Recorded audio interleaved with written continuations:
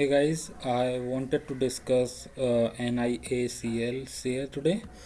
तो इसको डिस्कस करने से पहले हमें दो तीन चीज़ें जान लेना ज़रूरी है कि किसी भी शेयर के बारे में कि कंपनी का बिजनेस क्या है, क्या उस कंपनी का कोई फ्यूचर है, और अगर कंपनी का बिजनेस अच्छा है, कंपनी का फ्यूचर भी है। जब हमने ये सारी चीज़ें जान ली हैं तो उसके बाद कि कंपनी किस वैल्यूएशंस पे ट्रेड कर रही है, मतलब कि ऐसा तो नहीं है कि कंपनी ऑलरेडी एक्सपेंसिव है, मतलब जो उसका मार्केट कैपिटलाइजेशन है वो काफ़ी ज़्यादा है, पीई रेशियो जिसको हम कहते हैं वो काफ़ी ज़्यादा है, तो हम उसको उस पर बैट ना करें। ठीक है, भले ही उसका फ्यूचर अच्छा है कंपनी का। ठीक है, तो अभी हम डिस्कस करेंगे पहले NIACL के बिज़नेस के बारे में कि इसका बिज़नेस क्या है, इस कंपनी का बिज़नेस क्या है। तो उसके लिए पहले सबसे बेटर तरीका है कि उस कंपनी की वेबसाइट पे जाओ और वहाँ पे जाके देखो कि उस कंपनी का बिज़नेस क्या है। तो अभी मैं NIACL की वेबसाइट पे आ चुका हूँ ऑलरेडी। तो अभी यहाँ देख सकते हैं कि ये कंपनी इंश्योरेंस प्रोवाइड करती है, लेकिन इंश्योरेंस प्रोवाइड करती है मोटर कार का insurance, health insurance, travel insurance और कुछ अदर प्रोडक्ट्स भी हैं, मिसलेनियस इंश्योरेंस हैं, रूरल एरियाज़ के लिए भी इंश्योरेंस प्रोवाइड करते हैं। ठीक है, ये इनकी प्रेजेंस है यहाँ पे, इन्होंने दिखाया हुआ है कि काफ़ी मतलब like out of the country भी, मतलब इंडिया से बाहर भी इनकी प्रेजेंस है NIACL की। ठीक है, तो आप देख सकते हैं कि इनकी मतलब ग्लोबली प्रेजेंस है और ये इंश्योरेंस भी मोस्टली सभी सेक्टर्स में प्रोवाइड कर रहे हैं। ठीक है, तो ये एक बिज़नेस के बारे में हमने समझ लिया कि मोटा मोटा कि भाई ये इंश्योरेंस प्रोवाइड करते हैं। ठीक है, डिफरेंट डिफरेंट सेक्टर में, एंड ये ग्लोबली प्रेजेंट है। तो अब देख लेते हैं फ्यूचर क्या है। तो फ्यूचर के बारे में देखें तो इंडिया में मतलब लाइक पॉपुलेशन काफ़ी अच्छी खासी है, आई थिंक 150 करोड़ के आसपास हम लोग हैं। ठीक है, तो उससे पहले अगर मैं इंश्योरेंस पेनिट्रेशन देखूं इंडिया में, तो इंडिया में this is right now is 4.2%। तो मतलब ये 21 का डेटा है जिसमें वो कह रहे हैं कि भाई 4.2% पेनिट्रेशन है इंडिया में। पेनिट्रेशन का मतलब है कि जो इंडिया का जीडीपी है उसका कितना परसेंटेज इंडिया इंश्योरेंस पे इन्वेस्ट करता है, पैसा खर्च करता है अपने इंश्योरेंस पे। ठीक है, तो विच इज़ 4.2%। अगर हम यही डेटा देखें अदर कंट्रीज़ का, तो हम देख सकते हैं कि यूनाइटेड स्टेट्स में 12% है। ठीक है, साउथ कोरिया में 11.6% है, UK में 11.8% है, कनाडा में 8.7% है। ठीक है, तो देख सकते हैं कि यहाँ पे मतलब काफ़ी सारी कंट्रीज़ में बहुत ज़्यादा मतलब डबल ट्रिपल है इंडिया से ज़्यादा। ठीक है, अब दूसरा थोड़ा आप सोचिए कि ये जो पेनिट्रेशन है, लेकिन इनकी जो पॉपुलेशन है वो इंडिया के कंपैरिजन में काफ़ी कम है। ठीक है, तो अगर इस परसेंटेज को अचीव करने इंडिया चला गया तो सोचो कि इसमें इसको बहुत लोगों को इंश्योरेंस करना पड़ेगा, बहुत सारे मोटर कार्स को इंश्योरेंस करना पड़ेगा, काफ़ी सारी चीज़ें होंगी फिर जिनको इंश्योरेंस करने की ज़रूरत पड़ेगी यहाँ पे। ठीक है, तो इसका मतलब यह है कि इंडिया में अभी इसमें और जो अदर कंट्रीज़ में है इसमें काफ़ी ज़्यादा गैप है, क्योंकि जीडीपी बढ़ेगा तो ऑब्वियसली इंश्योरेंस का पेनिट्रेशन भी बढ़ना है। मतलब कि जैसे हमारे जीडीपी बढ़ेगा, लोगों के पास पैसा होगा, तो लोग इंश्योरेंस भी ऑब्वियसली लेंगे, चाहे वो गाड़ी का है, गाड़ी का तो खैर मैंडेटरी कर रखा है गवर्नमेंट ने, बट हेल्थ इंश्योरेंस या अदर चीज़ें जो भी हैं।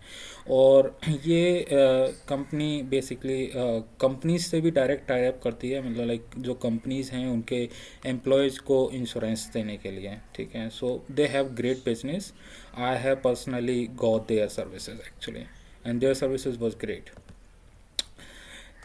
तो अभी मतलब अगर हमने जब ये परसेंटेज फिगर पे देखा तो इसका मतलब ये है कि अभी काफ़ी ज़्यादा स्कोप है, और दैट मीन कि अभी फ्यूचर है जहाँ पे हम बहुत ज़्यादा परसेंटेज अभी बढ़ेगा। एंड क्योंकि हमारी पॉपुलेशन बहुत ज़्यादा है, अभी तो ये बहुत कम पार्ट है 4.2%, तो अभी क्योंकि जीडीपी भी बढ़ना है और पॉपुलेशन भी बहुत ज़्यादा है, तो दैट मीन कि ये परसेंटेज ऊपर जाएगा, तो मतलब नंबर्स काफ़ी ज़्यादा तेज़ी से ऊपर जाएंगे। ठीक है, तो मतलब ग्रोथ भी है।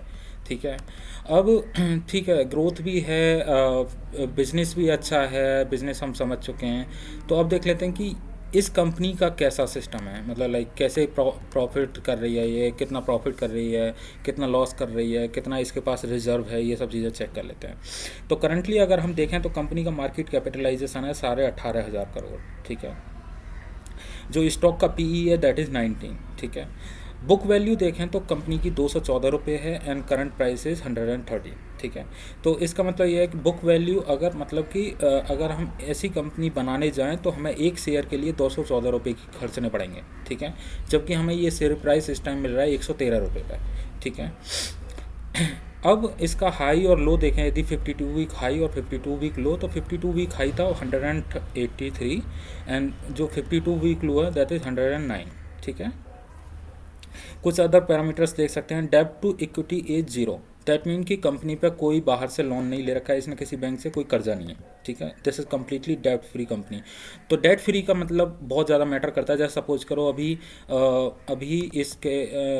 बैंकों ने जैसे इंटरेस्ट रेट बढ़ा दिया, ठीक है, तो इनको इस चीज़ से ज़्यादा टेंशन लेने की ज़रूरत नहीं है, क्योंकि इनको कोई ऑलरेडी कर्जा ले ही नहीं रखा है। तो उसको डेट हमारा मतलब लाइक ये बढ़ गया, परसेंटेज बढ़ गया, तो अब हमें ज़्यादा इंटरेस्ट पे करना पड़ेगा, इस चीज़ का इन्हें कोई फ़र्क ही नहीं पड़ेगा, क्योंकि इनके पास डेट ही नहीं है। तो यहाँ पे क्या है कि ये एक मतलब स्टेबिलिटी सी दिखती है कि हाँ, बुक वैल्यू से काफ़ी नीचे ट्रेड कर रही है, कोई कर्ज भी नहीं ले रखा है कंपनी ने, तो थोड़ी सी स्टेबिलिटी दिखती है इस केस में, ठीक है। और इंट्रेंसिक वैल्यू देखा तो 136, मतलब कि अभी हमारी इस शेयर से भी, इस प्राइस से भी नीचे करंट प्राइस है एंड देन इस प्राइस से भी नीचे प्राइस है। तो मतलब कि बहुत ज़्यादा मतलब एक्सपेंसिव नहीं है, बहुत ज़्यादा एक्सपेंसिव नहीं, मतलब एक्सपेंसिव भी नहीं है, चीप है। This is cheap share price, this is cheap valuation right now, ठीक है। और इसके बारे में, चीप के बारे में हम और आगे पढ़ेंगे, ठीक है।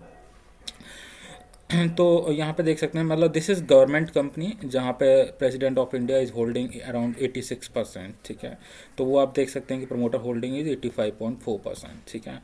अब हम इसके प्रॉफिट एंड लॉस वाली चीज़ें देख लेते हैं। पहले क्वार्टर रिजल्ट है, ये लास्ट क्वार्टर का रिजल्ट देखेंगे तो आप 503 करोड़ का इनका प्रॉफिट है, जो कि मतलब लाइक जैसे मार्च में इनका डाउन हो गया था यहाँ पे, तो ये काफ़ी ज़्यादा मतलब अब ठीक आ रहा है, ठीक है, अब रिज़ल्ट ठीक है। अब क्योंकि धीरे धीरे जैसे हम सोच सकते हैं कि जैसे हमारे इंडिया में यूनिकॉर्न्स 100 यूनिकॉर्न्स आए हैं, ठीक है, तो ऑब्वियसली जो उसमें एम्प्लॉय काम करेंगे उनका इंश्योरेंस होगा, तो इस कंपनी को भी, इस टाइप की कंपनीज़ को भी काफ़ी बेनिफिट मिलेगा इन चीज़ों का, ठीक है। तो जैसे जैसे मतलब कंपनीज़ आएंगी, इंश्योरेंस बढ़ेंगे, लोग अपना खुद से भी इंडिविजुअली इंश्योरेंस लेते हैं, अपने पेरेंट्स का इंश्योरेंस लेते हैं, तो ये मतलब मुझे लगता है कि काफ़ी बड़ा आगे चल के जा सकता है जो इनका प्रॉफिट है, ठीक है। अगर मैं सेल्स की बात करूं तो 2019 में इनकी 7,000 करोड़ थी एंड देन अभी बढ़ के 9,468 करोड़ हो चुकी है, ठीक है। तो मतलब लाइक प्रॉफिट भी बढ़ रहा है और सेल्स भी बढ़ी है, ठीक है। अगर मैं वैसे देखूं मतलब लाइक ईयरली, तो 2013 में इनका 9,599 करोड़ का सेल्स था, जो अभी बढ़ के 36,462 करोड़ रुपए हो चुका है। तो आप देख सकते हैं कि अराउंड 8 से 9 साल में इनका ऑलमोस्ट 4 गुना सेल्स हो चुकी है, ठीक है। तो विच इज़ वेरी गुड। और इसलिए मैं कह रहा था कि ये जैसे जैसे हमारी जीडीपी बढ़ेगी, लोगों के पास पैसा होगा और बिजनेस आएंगे और ज़्यादा, तो ये काफ़ी ऊपर जा सकता है नंबर, ठीक है। जो ऑपरेटिंग प्रॉफिट पहले नेगेटिव में होता था, वो अभी आप देख सकते हैं कि 1,050 करोड़ का ट्रेलिंग 12 मंथ में प्रॉफिट आया, मतलब कि 12 जो पिछले 12 महीने हैं उसमें ये 1,050 करोड़ का प्रॉफिट है, ठीक है। ऑपरेटिंग प्रॉफिट मार्जिन भी इनका बढ़ गया है अब, ठीक है। अगर आप देखें तो यहाँ पे 980 करोड़ का इस टाइम इनका नेट प्रॉफिट है, जो ट्रेलिंग 12 मंथ का है। और पिछले साल का देखें तो 1640 करोड़ का इनका नेट प्रॉफिट था, जो कि हाईएस्ट एवर था। यहाँ इसको छोड़ दें केवल, तो ऑलमोस्ट हाईएस्ट एवर था। मार्च 2018 में इनका 2190 करोड़ का था, लेकिन उसमें इनकम जो थी, अदर इनकम ज़्यादा थी, ठीक है। तो अदर इनकम मतलब काफ़ी सारी चीज़ों से आती है, इन्वेस्टमेंट से भी आती है और बाकी सारे बिजनेस भी होते हैं, जैसे एक्सेप्शनल आइटम है। अब इसका कोई आइडिया नहीं लग सकता कि ये कौन से एक्सेप्शनल आइटम है या फिर अदर इनकम नॉर्मल है, तो इस चीज़ का आइडिया नहीं लग सकता, लेकिन ये एक कोर बिजनेस है जहाँ ये प्रॉफिट हुआ है आपका, ठीक है। अगर मैं बैलेंस शीट देखूं तो ऑब्वियसली जो हम पहले डिस्कस कर चुके हैं, बोरिंग नाम की चीज़ नहीं रखते हैं ये लोग, और इनके पास रिजर्व हैं 34,513 करोड़ रुपए के। शेयर कैपिटल इनका खुद का भी है 824 करोड़ का। तो balance sheet is also looking good. CWIP में ऐसा कुछ खास नहीं होता है, मतलब लाइक इनके केस में सिंपली बिजनेस में ऑफिस होते हैं, लैपटॉप्स होते हैं, और कुछ खास मशीनरी नाम की तो कोई ऐसी कुछ खास होता नहीं। तो जैसे ये 16 करोड़ था, तो कभी कोई ऑफिस या बनाया होगा इन्होंने, जहाँ इन्होंने ये CWPI current work in progress होता है ये बेसिकली, तो ये आया होगा, बट अभी ये करंटली जीरो है,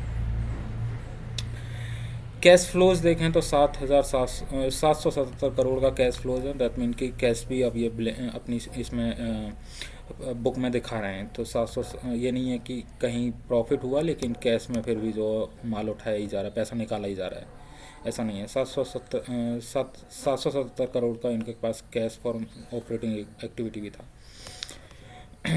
प्रमोटर होल्डिंग, अगर हम शेयर होल्डिंग पैटर्न देखेंगे तो आपको अलग ही मज़ा आएगा। जैसे कि प्रमोटर्स में इनके पास जो इसके मेन शेयर होल्डर हैं वो हैं प्रेसिडेंट ऑफ इंडिया, जिनके पास 85.44 करोड़ की होल्डिंग, 85.44% की होल्डिंग है। एंड देन FIIs की भी 0.58 है। एंड DIIs इसमें हैविली इन्वेस्टेड हैं जिसमें 12.42 करोड़ परसेंट की होल्डिंग है, जहाँ पे LIC ने ही 8.67% की होल्डिंग ले रखी है इसमें। अब यदि मैं पब्लिक के पास बात करूं तो आप देखोगे कि पब्लिक के पास केवल 1.56% होल्डिंग है। दैट मीन कि 1.56 का मतलब क्या है कि अगर 18,581 करोड़ का मैं 1.56% निकाल दूं, तो एक बार निकाल लेते हैं, गुणा 1.56/100, तो आप देख सकते हैं कि 290 करोड़, तो 290 करोड़ रुपए की होल्डिंग ही पब्लिक के पास है। तो दैट मीन कि जैसे सपोज करो ऑपरेटर्स होते हैं तो ऑब्वियसली ग्रुप ऑफ ऑपरेटर्स होते हैं, तो वहाँ पे अगर 5-6 ऑपरेटर भी आ गए थोड़ा थोड़ा पैसा लेके 50-60 करोड़ रुपए लेके, तो सोचो कि 300 करोड़ रुपए से वो इस शेयर को कहाँ लेके जा सकते हैं। ठीक है, यही रिसेंटली चीज़ हमने देखी थी KIOCL में। अगर मैं आपको दिखा पाऊँ यहाँ पे, तो KIOCL में भी सिमिलर सा ही केस था। KIOCL में काफ़ी कम होल्डिंग थी पब्लिक की और इस शेयर को काफ़ी ज़्यादा ऊपर लेके जाया गया, मतलब लाइक 150 रुपये के आसपास हमने देखा था, लेकिन अभी ये इस टाइम 221 पे ट्रेड कर रहा है और ये 300 तक गया था एक्चुअली। ठीक है, तो यही सेम चीज़ होती है जब जो जो फ्लो होता है शेयर्स का, जो मार्केट में फ्लो होता है, वो अगर कम है तो उसको ऑपरेटर्स खुद से परचेज कर लेते हैं और फिर एक अकाउंट से दूसरे अकाउंट पैसे घुमा सकते हैं। ठीक है, तो ये मेरा अपना ओपिनियन है। आई डोंट नो मतलब लाइक कैसे अंडर द हुड चीज़ें काम करती हैं, बट आई थिंक सो। ठीक है, तो इस तरीके से मतलब इतनी कम अमाउंट को ऊपर नीचे करके इस शेयर को काफ़ी ज़्यादा ऊपर लेके जा सकता है। अब यदि मैं कंपैरिजन करेंगे तो आपको आइडिया लगेगा कि कितना ज़्यादा चीप वैल्यूएशंस पे ये कंपनी ट्रेड कर रही है। इस कंपनी का मार्केट कैपिटलाइजेशन जैसा हमने डिस्कस किया 18,500 करोड़ है। जो ICICI लोम्बार्ड है उसका 62,000, ऑलमोस्ट 63,000 करोड़ रुपए है। उसका नेट प्रॉफिट जो था लास्ट क्वार्टर में 312 करोड़ का था और इनका 503 करोड़ है। तो आप देख रहे हैं कि इनका प्रॉफिट ज़्यादा है लेकिन शेयर कैपिटल मार्केट कैप कम है। उनका प्रॉफिट कम है लेकिन मार्केट कैप ऑलमोस्ट 3 गुना है, 3 गुने से भी ज़्यादा है। आप देख सकते हैं चीज़ें। ठीक है, स्टार हेल्थ जिसमें राकेश झुंझुनवाला जी का अभी ये है इन्वेस्टमेंट है, उसका आप देखेंगे तो लॉस मेकिंग कंपनी है, बट इसका मार्केट कैपिटलाइजेशन कितना है, ऑलमोस्ट 42,000 करोड़ रुपए। देख सकते हैं कितना ज़्यादा है। ठीक है, तो चीज़ें मतलब मुझे लगता है कि सही हैं। ऑब्वियसली HDFC लाइफ एक बड़ा नाम है, बड़ा ब्रांड है, तो उससे मैं कंपैरिजन तो नहीं करना चाहूँगा, लेकिन फिर भी फिगर्स के उसमें कर सकते हैं। जैसे 357 करोड़ है, इनका SBI लाइफ का 672 करोड़ है, तो इससे देख सकते हैं कि बहुत ज़्यादा डिफरेंस नहीं है। लेकिन इनका मार्केट कैप देखोगे तो 1,19,000 करोड़, 1,05,954 करोड़ रुपये, राइट। सो आप देख सकते हैं कि मार्केट कैपिटलाइजेशन कितना ज़्यादा है, जबकि कंपनी ऑलमोस्ट सेम सी ही प्रॉफिट पोस्ट कर रही हैं। सेल्स भी देख सकते हैं, सेल्स में बहुत ज़्यादा डिफरेंस नहीं है। इनकी 15,000 16,000 करोड़ है, इनकी 20,000 करोड़ है और इनकी 9,000 करोड़ है, तो बहुत ज़्यादा डिफरेंस नहीं है। तो अगर जैसे इसकी सेल्स का देखें तो ऑलमोस्ट डबल है, लेकिन मार्केट कैपिटलाइजेशन देखोगे तो इसका 1 लाख करोड़ है और इसका केवल 18,500 करोड़ है। ठीक है, तो देख सकते हैं आप कितना बड़ा डिफरेंस है। ये मान सकते हैं कि ये गवर्नमेंट प्लेयर है। बहुत से लोग कहते हैं कि गवर्नमेंट कंपनीज में ग्रोथ नहीं होती है, ऐसा नहीं है, क्योंकि जब लोगों को इंश्योरेंस लेना होगा तो बहुत से लोग तो ज़्यादातर सिक्योरिटी देखते हैं कि हमारी गवर्नमेंट से हमने इंश्योरेंस ले रखा है तो हमें सिक्योरिटी है। ठीक है, तो इस वजह से लोग इस टाइप की कंपनीज से इंश्योरेंस लेना पसंद कर सकते हैं। तो अभी हमने देख लिया कि हाँ थोड़ा चीप वैल्यूएशन तो है, और कंपनी में क्योंकि होल्डिंग भी पब्लिक की काफ़ी कम है तो ऑपरेटर्स गेम प्ले कर सकते हैं। बैलेंस शीट भी ठीक है, ऑपरेटिंग प्रॉफिट भी है, प्रॉफिट मेकिंग कंपनी है, ये नहीं है पेटीएम की तरह की भाई लॉस मेकिंग कंपनी है, तब भी 1 लाख करोड़ रुपये का वैल्यूएशन हो रखा है। ठीक है, और बुक वैल्यू से ऑलमोस्ट हाफ पे ट्रेड कर रही है। ठीक है, अभी रिसेंटली इन्होंने एक डॉक्यूमेंट भी पोस्ट किया BSE पे, जहाँ पे उन्होंने बताया कि क्राइसिल ने इनको ट्रिपल ए की एक स्टेबल रेटिंग दी है। ठीक है, तो knows that SCCR triple a rating with stable outlook. ठीक है, तो कंपनी पर अभी कोई रिस्क नहीं है ऐसा कुछ खास। ठीक है, एंड देन ये बिज़नेस हम देख चुके हैं, इसके बारे में देख सकते हैं, देख चुके हैं।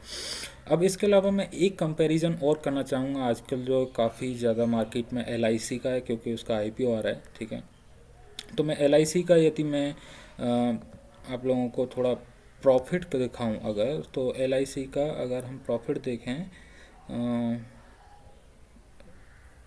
तो LIC का प्रॉफिट देख लेते हैं एक बार। LIC का प्रॉफिट अभी मैं सर्च ही कर रहा था। ठीक है, तो ये 9 मंथ का प्रॉफिट है 1642 करोड़। ठीक है, अगर मोटा मोटी हम मान के चलें एक साल का कितना हो जाएगा, 2500 करोड़, राइट। और इनका एक साल का प्रॉफिट कितना था, ऑलमोस्ट 1000 करोड़। ठीक है, ऑलमोस्ट 1000 करोड़ है। ठीक है, अगर एवरेज लेके चलें तो 1000 करोड़ इसका प्रॉफिट आता है, जबकि LIC का प्रॉफिट मान के चलते हैं हम एक साल का होगा 2500 करोड़। ठीक है, ये 9 महीने का दे रखा है इन्होंने, 9 मंथ्स का। तो अगर 2500 करोड़ का है तो इनका जो वैल्यूएशन है 18,500 करोड़ है, जबकि LIC का वैल्यूएशन देखते हैं आप। LIC का वैल्यूएशन कितना है, LIC का वैल्यूएशन है, आप दोस्तों देखोगे 14.5 लाख करोड़। तो कहाँ 18,500 और कहाँ 14.5 लाख करोड़। ठीक है, जबकि इसमें जो प्रॉफिट है केवल 2.5 गुना ज़्यादा है। ठीक है, तो अब देख सकते हैं कि अगर इसको भी इसी तरीके से, क्योंकि ये भी गवर्नमेंट कंपनी है और ये भी गवर्नमेंट कंपनी है। ठीक है, दोनों गवर्नमेंट कंपनी है। मान सकते हैं LIC का अपना ब्रांड है, नाम है काफ़ी अच्छा, NICL का उतना नहीं है, लेकिन वैल्यूएशंस का आप देख सकते हैं कहाँ 14.5 लाख करोड़ है और कहाँ मात्र 1 लाख करोड़ भी नहीं है। तो मुझे लगता है कि एटलीस्ट इसका 1 लाख करोड़ तो फिर भी होना ही चाहिए, जिस हिसाब से इसके प्रॉफिट हैं और बिजनेस ग्रोथ भी है। ठीक है, तो ये एक मेरा छोटा सा LIC से भी कंपैरिजन था। अब एक बार चार्ट देख लेते हैं, चार्ट में क्या है। अगर हम चार्ट देखेंगे तो पहले मैं इसको वीकली कैंडल पे लेके जा रहा हूँ।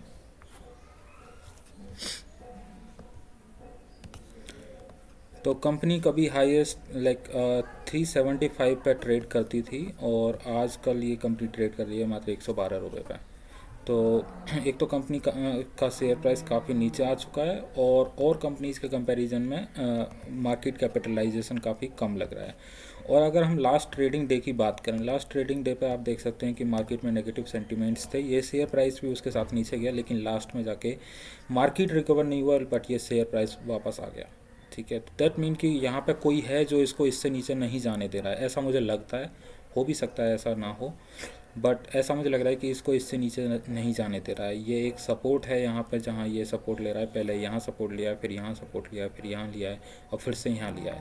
ठीक है, तो नेगेटिव सेंटिमेंट्स के बावजूद भी ये एक ग्रीन कैंडल बनी है, आप देख सकते हैं। ठीक है, बीच में इसको कोशिश भी हुई थी आई थिंक लेके जाने की, बट मार्केट का कोई प्रेशर बना हुआ है काफ़ी टाइम से, तो ये लोग इसको ऊपर नहीं ले जा पा रहे हैं, आई थिंक सो।